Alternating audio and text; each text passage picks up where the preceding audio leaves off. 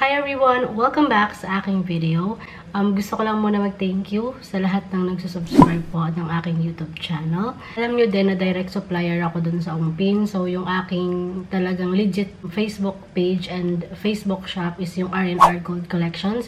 Ilalagay ko po dyan sa screen para in case lang na gusto nyo pong umorder. Napapa-order pa rin din naman ako. Pero dahil nag-aral po ako ng caregiver, medyo na busy-busy tayo kaya hindi ko na po naaasikaso yung mga orders at hindi na po ako masyadong nagpapa-orders noon. Pero ngayon, dahil tapos na tayo ng pag-aaral natin, pwede na po kayo umorder sa aking Facebook shop.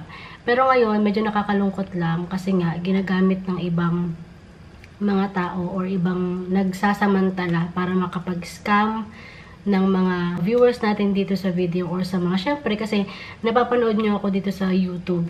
So, lagi ko naman binibigay yung aking Facebook shop na legit talaga, 100% talaga na ako yun, yung R&R Gold Collections.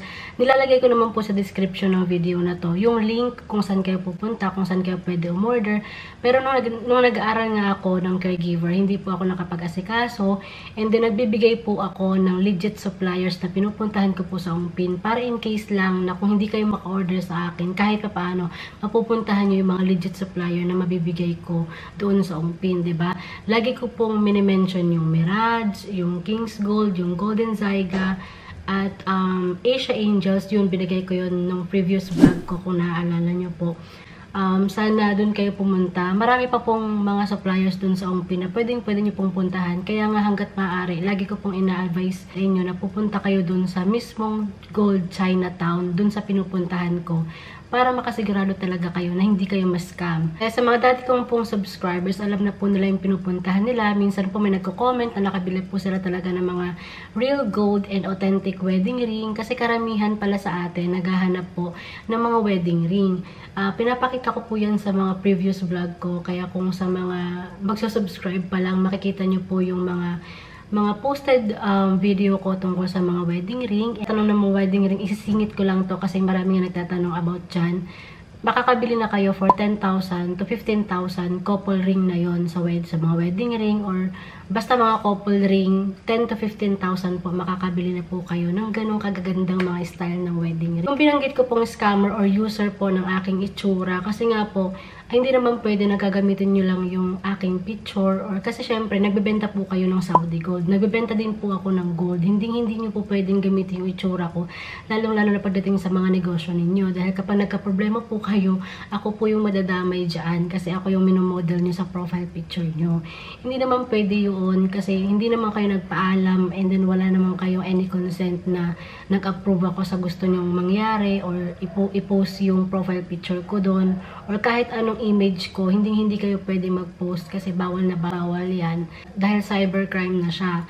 So please, sa mga subscribers ko po at sa mga o-order po at naghahanap po ng legit supplier, please pumunta na lang po kayo sa Ongpin, or kaya bisitahin niyo po yung aking shop. Ilalagay ko po sa description, naka-blue link lang naman po yan, or kaya ilalagay ko dito sa comment box dito sa aking video yung aking link ng R&R Gold Collections para sa mga gusto pong umorder, para hindi na po kayo may scam. Ito po yung sinasabi kong user ng aking image. Pinupost niya po yung itsura ko dyan sa kanyang Facebook shop. Nalaman ko yan dahil may nag-report sa aking subscribers ko dun sa aking Facebook page. Kaya medyo na-alarma talaga ako kasi nga syempre, kung magkakaproblema yung mga pinapa-order niya mga gold, ako po yung talagang hahanapin ng mga customers na niloko, diba? Kung hindi ka talaga manloloko, hindi ka gagamit ng ibang image or kahit anong suppliers na or mga proof of transaction na hindi naman totoo, diba?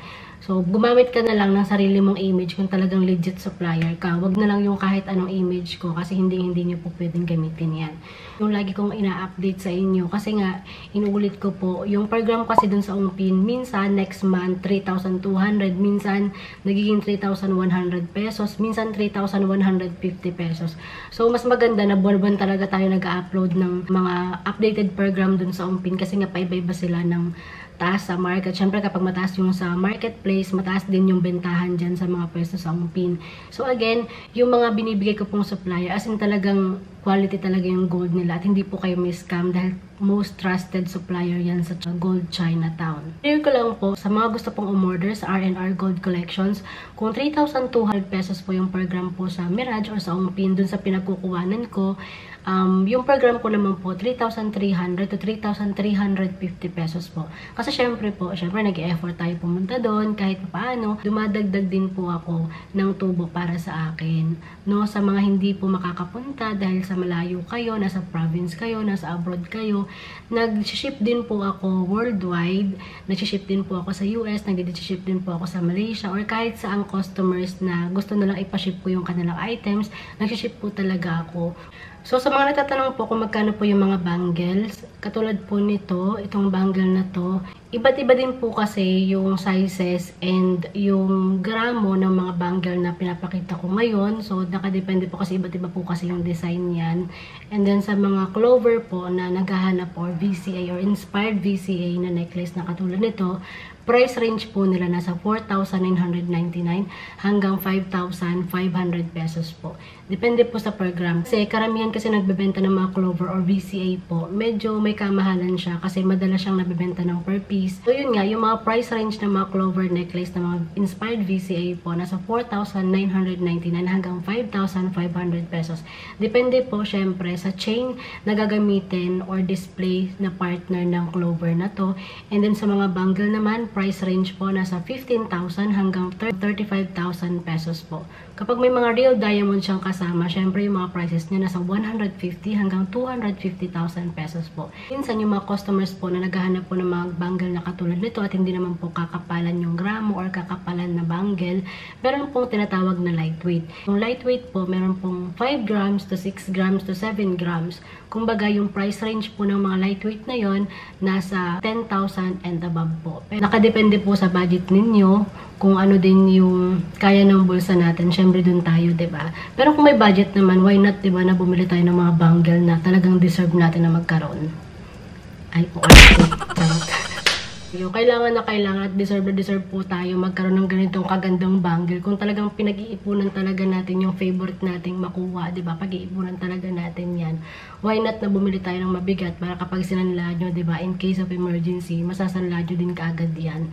Basta wag lang yung may alambre or bakal sa loob kasi mas maganda. Yung screw type, yun yung mga walang alambre sa loob or mga bakal. Kasi kapag sinanla nyo na merong metal sa loob, hindi siya tatanggapin kasi nga magdidikit siya dun sa magnet kapag sinanla nyo. Kasi di ba kapag mga bangle, minamagnet yan para makita nila kung may metal ba sa bangle mo or wala. So kung may metal yan, syempre didikit yan unless kung ay talagang sisirain mo yung bangle. Tapos kaso nga lang, hindi mo na masasanla kasi sira na. So mas maganda yung bibilhin yung bangle is yung screw type para medyo safe tayo at masasanla nyo din in the future in case lang kayo ng emergency, diba? So yun, much better to know kung may metal siya or wala. Yun lang naman yung ma-share ko for today's video, and then sana nakatulong itong video na to para hindi tayo may scam, para iwas scam tayo. So thank you for watching, and huwag niyo pong kakalimutan mag-subscribe sa aking YouTube channel for more update po ng aking video. Bye-bye!